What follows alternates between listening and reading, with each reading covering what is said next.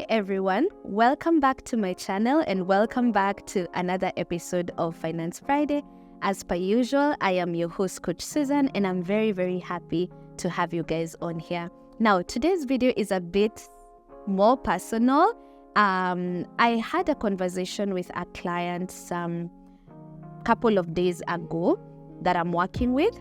And one of the things that we've been working on is money EQ. Now, you guys have heard me talk about money EQ, which is like your emotional intelligence when it comes to money matters, which ideally looks like how you behave around money, the emotions you get when you think about money, and also how your subconscious makes financial decisions on autopilot. Now, something very important came up, which is where I got the inspiration to even do this video. So many of us have already gone that extra step or that extra mile to get financial literacy. You probably have a budget you try to work with. You've gotten maybe like literacy around savings and investments that you can start working with.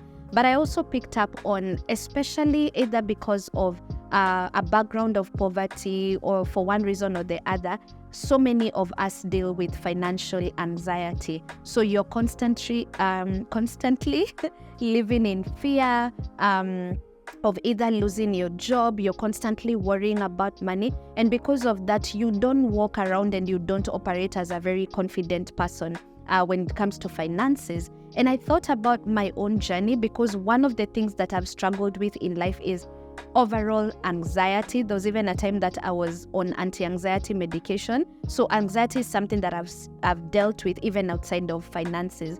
So you can imagine when I started taking my finances seriously and thinking like now getting my act together, one of the things I've really had to deal with is financial anxiety and how to deal with it. Now, for me today, one of the things that I want to really highlight is that there are different ways of dealing with financial anxiety. But for me, I have found that the most effective way is to identify the source of your anxiety. What exactly are you afraid of? Is it losing your job that you're afraid of? Is it not being able to take care of your parents? If you deal with black tax that you're afraid of, identify what the source of your anxiety is, and then now create systems and structures around now preparing yourself for the eventuality of these things that you're anxious about or that are making you very worried about finances. Now, maybe one of the disclaimers that I'm going to start by putting out there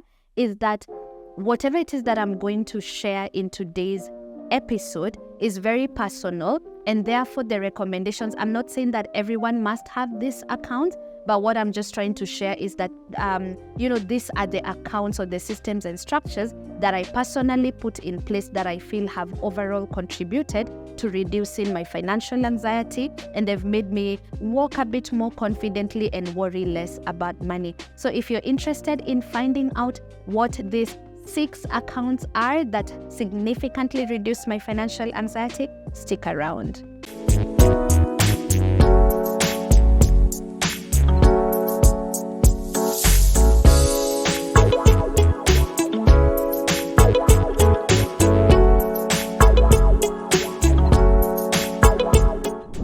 So the first account that I have that has significantly reduced my financial anxiety is a personal emergency fund. Obviously, you guys knew I was going to start from there. Now, one of the biggest anxieties that I have suffered since 2019 is the anxiety to be, for the rug to be pulled from underneath me. As you guys know, I lost my job abruptly in 2019.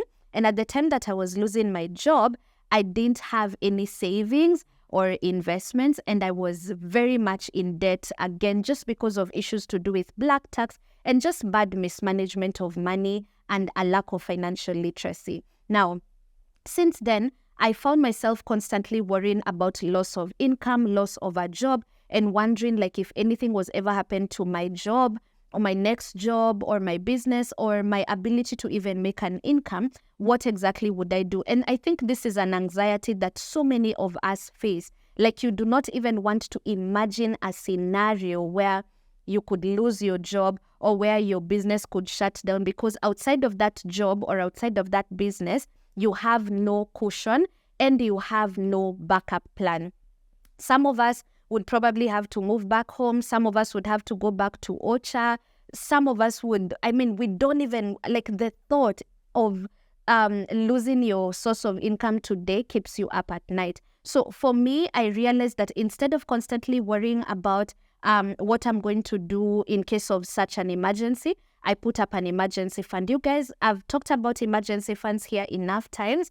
Here in Kenya, I always recommend that you just open a savings account with a money market fund and start putting your money. Now, if you're already employed or you are in a career that will keep you in 8 to 5 jobs, we always recommend 6 months worth of living expenses. And if you are in business or a freelancer, we recommend you try to build as much as 6 to 12 months. So currently where I am, I've built around 9 months worth of an emergency fund, which means that in case I'm not able to make an income for one reason or the other, for the next 9 months, as I try to figure out what's happening, then I can actually be able to sustain my current lifestyle. If I even get rid of a few things, some luxuries, then the money can actually last me all the way to maybe 10 or 11 months, right? So that's the first account that I always recommend, and for me has helped significantly reduce my financial anxiety. The second account that I have that has significantly reduced my anxiety is a business emergency fund. And if you're a freelancer, a self-employed person, or a business person, at this particular point, I'd like you to pay attention. Now, there's a difference between a personal emergency fund and a business emergency fund. And you can't mix those two because your business finances and your personal finances are not the same. Okay? So, why have I separated those two? I've separated those two because since I registered my business and since I started taking financial management in my business seriously, I separated those two amounts, like the two bank accounts and even the two Excel sheets. So now, a personal emergency might look something like, I don't even have money for food. I don't have money for, let's say, even rent. However, a business emergency, I've had quite a number of business emergencies. For example, there's a time I lost my phone and my phone was a tool of trade. For example, I was taking videos with it. I was on Instagram with it. So for me, that was an emergency, like a business emergency. And all I had to do was dip into this account and let's say go and buy a new phone because I cannot operate as an online business owner without having my my devices, right? Like my phone or even my laptop. But that is just like an inconvenience, not much of an emergency. Sometimes you go through instances where your business is not making money. And this is one of the anxieties that I suffered. I've had very good months, very good high income months, but I've also had 2 or 3 months where my invoices were not paid and I didn't make as much to even sustain the business. So one of the things that kept making me anxious in business, and I'll be honest with you, I even thought of, and very often I do think of, just going back to the employment and applying for an 8 to 5. It's because of that lack of stability of income. So if that is an anxiety that you have, just like I did, one of the accounts that I set up that really, really helped me in that regard was the business emergency fund, which means that if for one reason or the other I'm not able to pay my team, I work with a team of around 4 people. So I have a virtual assistant that I need to pay every month. I have a videographer an editor that I need to pay every month. I have a full-time web developer that handles issues on my website that I need to pay. So you see, if I'm unable to pay these people, then I'm not going to be able to get those services and I cannot keep my business running. So one of the reasons I always have some money in that business emergency fund is for things like that. Even on the bad, terrible months, I want to be able to pay my team. On the bad, terrible months, I want to be able to pay my subscriptions. Like I have a newsletter subscription, a platform I use to send out newsletters. And by the way, if you're not a part of my free email gang, you're really sleeping on yourself. I give out such valuable, amazing content on my newsletter. I also give some discount codes and coupon codes for some of my coaching products and services. So I'm going to link that down below for you to become part of that. So for me to even be able to do all of those things, I have to pay for all those subscriptions on a monthly basis. So for me, having a business emergency fund has really, really, really helped me, because even on low income months, I'm still able to pay the bare minimum expenses of my business and try again next month. The third account that has significantly reduced my financial anxiety is having sinking funds. Now, I have two sinking funds. One is what I call a lifestyle sinking fund, and another one is what I call my car and insurance sinking fund. Now, the lifestyle sinking fund pretty much caters for unexpected non-monthly expenses, or even the expected non-monthly expenses. So again, as you already know, I'm a business, my income fluctuates. So I do not know that on the month that I need, for example, to, let's say, buy new bed sheets, or just, the lifestyle needs that come up here and there, birthdays, anniversaries, Christmas, traveling, those are things that even sometimes renewing my wardrobe, and I'm on camera so many times. You guys have probably already started talking about me and how I repeat clothes.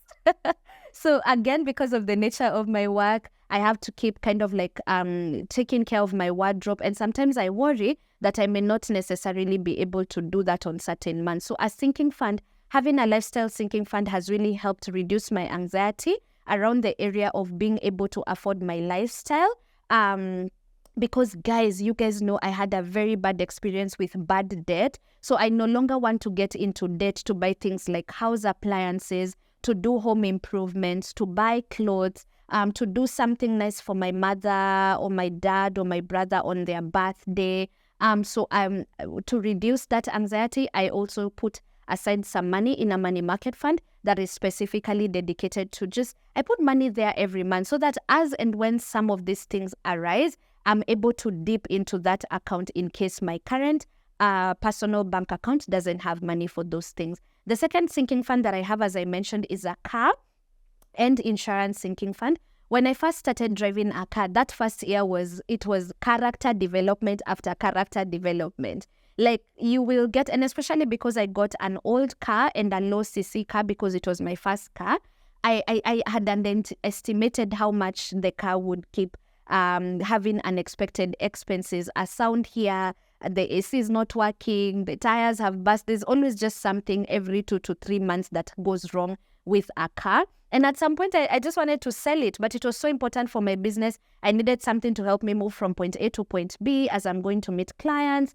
and maybe attend some trainings or events. So instead of, constantly worrying, oh my God, when is the next breakdown going to happen and where will I get the money? I started also putting aside just a little every month, so that when the car insurance is due, I have some money. When maintenance is due, I have some money. And also the insurance also covers not just the car insurance, but also medical insurance, because for me, it is very, very important that I take care of my health, which brings me to the fourth account, or the fourth item that has really, really helped lower my financial anxiety. And that is having a health insurance cover.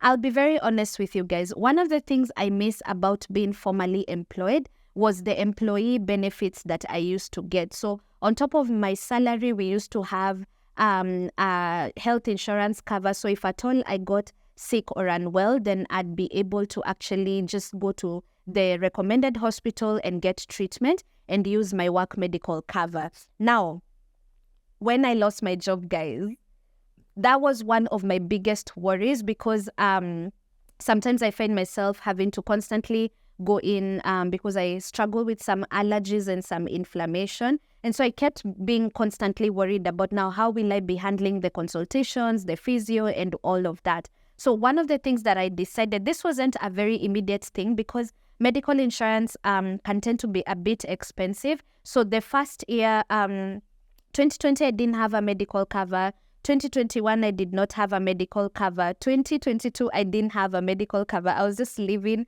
by the grace of God.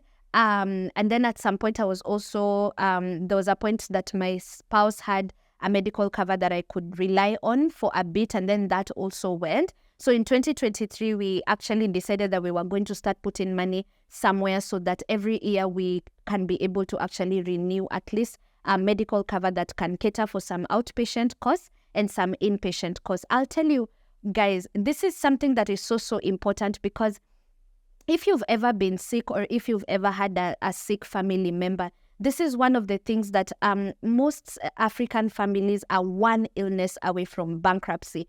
Total annihilation. And I've seen that even in my own family. I've seen that and I've witnessed that. I mean, look at the number of, pleas for contributions and pay bills that are put out for people who have a sick family member or they themselves are unwell. And for me, guys, that gives me major anxiety, especially because no one ever plans an illness. You don't know the day, the time, the hour, or what you're even going to come down with. And that used to make me very, very anxious as a business person. In fact, guys, as I've told you, this is the one thing that would have me go back to a good employer, having a good medical insurance and having a good medical cover. So to cater for that financial anxiety, I started using medical insurance. And you can I've always told people, guys, look at what could get you bankrupt. So you can either get a cover that has both inpatient and outpatient. Outpatient is just the usual cover that will cover the usual doctor's visits, the ones you go, get treated, and go home. However, inpatient is the one that will help cater to your bills in case you're admitted in hospital for a day or two or however long. Now, if I had a cash crunch issue, like if I had money problems, I would probably get inpatient first before I get outpatient. Number one, because in an inpatient medical cover is actually much cheaper than an outpatient one. Remember, insurance is also a business. So for the outpatient cover, why it's a bit more pricier is because you're more, it's more likely that you will go for the day-to-day visits or the regular visits more than for you to actually get admitted. For some of us, we can't even remember the last time that we even got admitted. Maybe it's been years, maybe even months, but you've probably gone in for a flu, you've gone in for a stomach bug. So I would look at which can, which bill or which expense can actually render me bankrupt or get me in financial trouble. For me, I find that with outpatient, you can use your emergency fund. You can even borrow from friends or family members to cater to like a 10,000, 20,000 bill. However, with inpatient, with someone being admitted, the bill could very quickly rack up to hundreds of thousands. It could quickly rack up to even up to 1 million or 2 million. So for me, if I had a money challenge and I wanted to get like one that can protect me the most, I would start with inpatient because that is what can render you bankrupt very quickly. But of course, if you have the luxury of getting both a comprehensive cover that has both inpatient and outpatient, I would highly recommend. That has significantly reduced my financial anxiety around getting sick or my spouse getting sick and I'm unable to cater to the bill. So insurance gives you a bit of a runway before it runs out. So the only time insurance will run out is when you have someone in hospital for quite a while and they are being treated for something very serious. But for most times, if you have a bill for like 50,000, 100, 200, most times your medical insurance will cover for that. So that is the fourth account that has significantly reduced my financial anxiety. Now, the fifth account, this is with regard to black tax. And this is something that I'd also want you guys to really, really, really pay attention to. The reality is that some of us are lucky not to have parents to take care of. Not lucky not to have parents. Please don't get me wrong. I mean, you're lucky that your parents do not require that assistance or help to be taken care of. But for people who, like for myself, I've come from a family that has been affected by generational poverty for years. And because we are all just trying to come out of it, I have found myself with a bit of black tax, and I do take care of my parents from time to time. Now, when I started my own family, and when I started thinking about the long-term aspect of the fact that I have to take care of my parents, I started getting a lot of anxiety because I was like, now it's all fun and games. Then I was single and I was alone. And then when I started my own family, it became very different, because now it's like you're taking care of 2 households or 2 bills. So I'm taking care of my business in my own home, but then back home I still have to take care of my younger sibling. I still have to take care of one of my parents. And I started getting very anxious around the area of, now what happens when I get children? Like if I get baby number 1, if I get baby number 2, my bills and expenses are just racking up. And this particular standing bill here of taking care of my parent may or may not go away. And in fact, the most probable thing is that it's not going to go away. So I started thinking around the area of, how can I deal with this anxiety of, will I take care of my parent for the rest of my life? What happens when I do not have an income, or what happens when something has gone wrong with my sources of income? What can I do? So again, as I told you guys, instead of just panicking, you might actually want to start creating systems and structures around that. So one of the 5th account that I have invested in that has significantly reduced anxiety around taking care of my parent is setting up a personal pension fund for them. Okay? Now, I did this when my parent was 48 years old, and where my parent works, they have a retirement age of around 60. So when I started this account, I knew I have around 12 years to go in terms of like contributing and building up some savings, so that when my parent is retired, they can have a lump sum amount of money that we can decide what to do with. There are options of what to do with that money, because I was also working with an assumption that 12 years from now, or 12 years from when I opened that account, at the point that my parent is retiring, I'll also have hopefully grown my family. So I'll probably have a child or 2, and they're probably going to be in school, and the pressure on my paycheck or on my income is going to get worse if I do not find a way to deal with the fact that my parent will probably depend on me for pretty much the rest of their life, for, again, for systematic poverty reasons, right? So I have created a lasting or a sustainable income source for my parent, so that I can lower the expectation or the demand on my paycheck. And there are options for that. If you already have a lump sum at the point of retirement of your parent, you have quite a number of options. You can buy them an annuity or even an income drawdown pension plan that can allow them to have an X amount of money coming in every month for them to cater to their bills and their expenses, either in perpetuity or even for a period that you've stipulated with whoever is handling your pension product.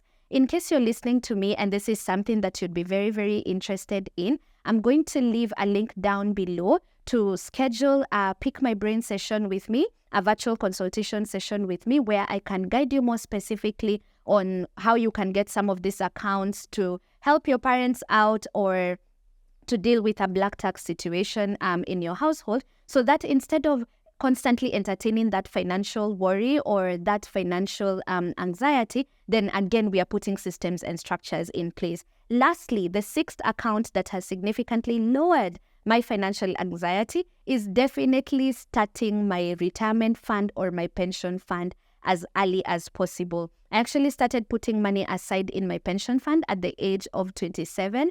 And I really, really like that when you start some of these things at a very young age, you only have to put very little money, because remember, as a young person in their 20s, time is on your side. You have that added advantage where, you see, by the time I retire, I'm probably going to be late 40s, 50s, who knows. I'll have had at least 20 years of consistently funding that account, allowing compound interest to do its thing, having that money grow and compound. And it's definitely going to be easier for me because of the fact that I started early, as opposed to someone who starts planning for retirement at the age of 50 and it's T-10 to retirement. It gets very frustrating, because you also need a lot of money to get to that level of financial stability or financial independence that we all desire. So how that account helps me manage my anxiety, again, as someone who's gone through black tax, as someone who has gone through poverty, one of the things that keeps me up at night is having complained about all of these things for so long and then ending up putting my children through the same thing. I don't want my children to have to take care of me when I'm much older. I do not also want to work my whole life and then retire poor, and grow old poor, or be very dependent on family and relatives. And to handle that kind of anxiety, I've started as soon as possible with, like for my personal pension fund, I started contributing when I just started earning money from the small hustles that I was doing after I lost my job. I started doing even just 1,000. It may look like very little money, but of course, as my income has grown, I've increased the amount of money that I contribute in there. And it just gives me peace at night to know that I have taken care of all of these issues that give me anxiety and keep me up at night. So I hope as I've taken you guys through these 6 accounts and where they serve me and how they've helped to reduce my financial anxiety, you've picked up an idea or two of what you can do or what you can move around so that you can manage any financial anxieties you might have around loss of a job, loss of income, your business going under, your health taking a hit, or even wondering whether you can afford to take care of your parent for the long term. Please let me know if this video was helpful for you, if it has given you some ideas that you can implement.